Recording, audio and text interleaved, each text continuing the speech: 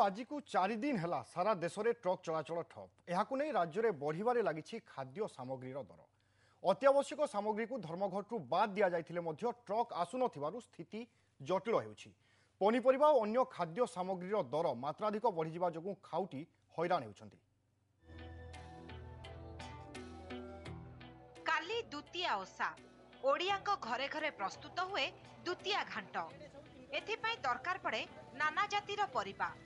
तेबे ट्रक आसुन बजार रे परिबा नाही, जहा मिलुची दर आकाश छुआ। कटकर प्रमुख परिबा मार्केट छत्र बजार हेउ कि भुवनेश्वर 1 नंबर हाट। आलू किलो प्रति 20, पियाज 60, माटी आलू 50, बिलाती बैगण 40, एमिति सब परिबार दर 40 टंका उपरे।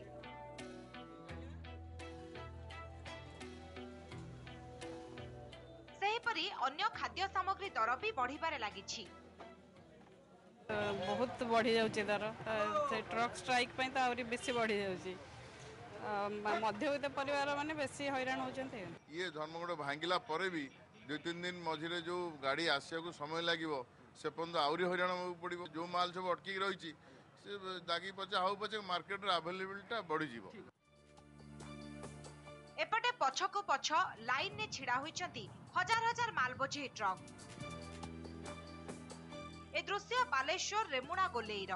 राज्य को अत्यावश्यक सामग्री नहीं आसुवा ट्रक गुड़िक धर्मघट जोगु 4 दिन है एमिति अटकी रहिछंती। प्रचलित टोल व्यवस्था उच्छेद और टीडीएस काट बंद दाबी रे सारा देश में ट्रक धर्मघट जोगु माल परिवहन गुरुतर व्याहत होइछि।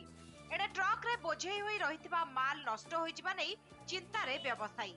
सेहीपरि अधा रास्ता रे पड़ी पड़ी ट्रक चालक और हेल्पर को हाल भी बेहाल। अगला डैमेज माल लेके आएगा तो हम भाड़ा कहाँ से देगा उसको?